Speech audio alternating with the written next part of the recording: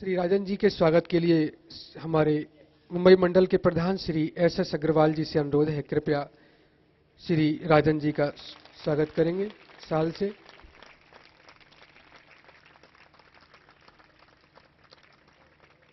और इस क्रम में अगला अनुरोध है श्री संजय केलकर जी, जो कि आमदार हैं। श्री संजय केलकर जी आमदार कृपया मंच पर पधारें, पूज्य गुरुदेव का अभिनंदन कर आशीष प्राप्त करें।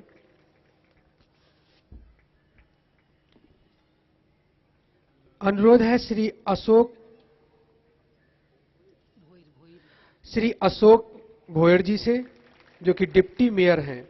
श्री अशोक भोयर जी डिप्टी मेयर कृपया मंच पर पधारें।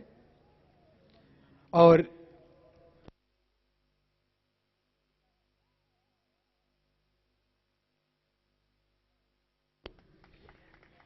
श्री अशोक भोयर जी के स्वागत के लिए अनुरोध श्री अग्रवाल जी से आपका स्वागत करें। और इस क्रम में अगला अनुरोध है श्री संजय बागुले जी, अध्यक्ष भारतीय जनता पार्टी। श्री संजय बागुले जी अध्यक्ष BJP. Advocate Shri Subhash Kale ji, ex deputy mayor. Advocate Shri Subhash Kale ji, ex deputy mayor कृपया मंच पर पधारें। स्वागत की इस कड़ी में अनुरोध है श्रीमती बीना भाटिया जी से, एक्स नगर सेविका भारतीय जनता पार्टी ज्येष्ठ नेता। श्री निरंजन डावखरे जी, श्री लक्षु टिकवानी जी नगर सेवक थाने। श्री लक्षु टिकवानी जी नगर सेवक थाने। श्री निरंजन डावखरे जी आए हैं। श्री कांतु मोटवानी जी, जो कि स्पेन से आई हैं, कृपया मंच पर पधारें, पूज्य गुरुदेव का अभिनंदन कर आशीष प्राप्त करें। बहन कविता गंगवानी जी हांगकांग से आई हैं। कविता गंगवानी जी, और उनके साथ रेणु जी भी हैं, वो भी पूज्य गुरुदेव से आशीष प्राप्त करें। Doctor N B. Solanke ji, assistant director malaria officer Konkan Bhavan. Shri R D. Singhal ji Dehradun मंडल कार्यकारिणी सदस्य हैं। श्री रमेश बिजलानी जी,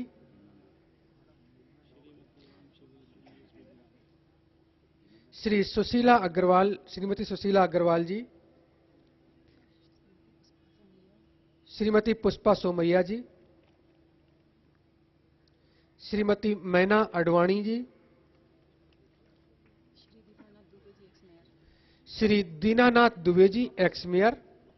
श्री दीनानाथ दुबे जी एक्स मेयर।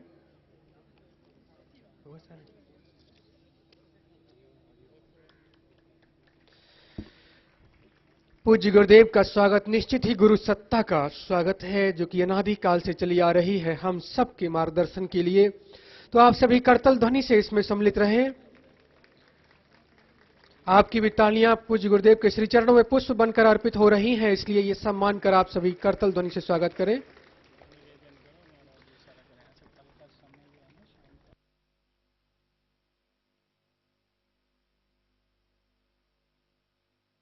और अब समय है कि हम अपने सदगुरुदेव के श्री चरणों में प्रार्थना करें आज के आशीर्वचन के लिए इन भावों के साथ। मिले भगवान के चरणों में इस समय बैठे हुए हम सभी अपना मन एक भजन में अर्पित करेंगे और ये कामना करते हुए कि प्रभु हमारे अंदर वो निखार पैदा करे कि अंदर से मानसिक रूप से, बौद्धिक रूप से, आत्मिक रूप से हम पूर्ण स्वस्थ आनंदित होकर जीवन जी सकें और हमारे अंदर के सारे खोट नष्ट हो जाएं।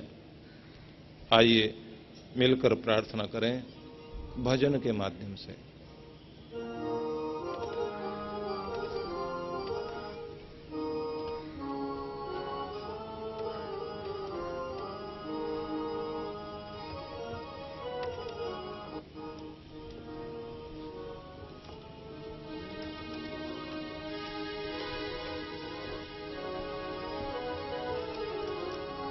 प्रभु मेरे जीवन को कुंदन बना दो, कोई खोट इसमें रहने न पाए। प्रभु मेरे जीवन को कुंदन बना दो, कोई खोट इसमें रहने न पाए। प्रभु मेरे जीवन को कुंदन बना दो, कोई खोट इसमें रहने न पाए। प्रभु मेरे जीवन को कुंदन बना दो, कोई खोट इसमें रहने न पाए। ध्यान दीजिए, अंदर विकार हो, मन में विकार हो तो नींद नहीं आएगी। अंदर कोई परेशानी है तो मुस्कुराहट नहीं रहेगी। घर के रिश्तों में अगर कहीं कोई मैल हो तो कहीं भी कोई विकार है वो अशांति ही पैदा करेगा। भारत का एक महान सन्यासी, एक योगी, एक साधक भगवान के ध्यान में बैठा हुआ है,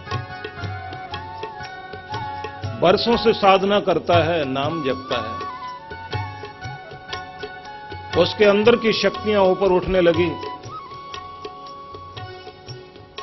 उसकी शक्ति भगवान से जुड़ने लगी, सिद्धियां मिलने लगी। तो बैठे बैठे ध्यान में लक्ष्मी माता ने दर्शन दिए। दर्शन देकर कहा, पुत्र मैं प्रसन्न हूं, जितनी जो भी कामना तुम्हारी हो मन में लो और एक वरदान मुझसे मांग लो, जो चाहो मैं दूं। और अपनी ज्योति जगाकर लक्ष्मी माता दर्शन देकर, वचन देकर चली गई, ये कहते हुए कि कल सुबह मैं आऊंगी, सोच लो क्या मांगना है। लक्ष्मी माता गई, इस योगी का ध्यान हटा, ध्यान खुल गया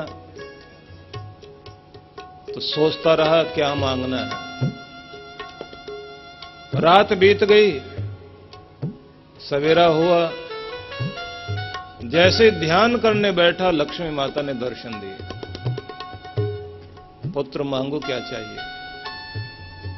एक वरदान देने के लिए मैंने तुम्हारे पास आना था, मैं बहुत प्रसन्न हूं। चारों तरफ इस धरती पर अशांति है, दुख है, तनाव है, मनुष्य परेशान है, माया का पहरा है चारों तरफ, लोग एक दूसरे को दबाने में, मिटाने में लगे हैं। तुम अपना उद्धार कर सकते हो, अपने आप को समृद्ध कर सकते हो, जो मांगना है मांगो।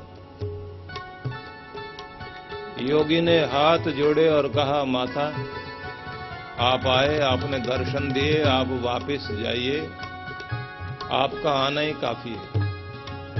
लक्ष्मी माता ने कहा कि मैं तुम्हें देने आई हूं, मैं किसी के पास आती नहीं हूं, सब मेरे लिए भागते हैं। योगी ने हाथ जोड़कर कहा कि आपके आने से सारी रात सो नहीं पाया हूं, हिसाब ही लगाता रह गया हूं। जब मुझ योगी का ये हाल आपने आकर अभी तो कुछ दिया नहीं, ये कर दिया, जब कुछ दे के जाओगे फिर तो मेरी भक्ति चली जाएगी, इसलिए आप इतनी कृपा करो, जाते समय आशीर्वाद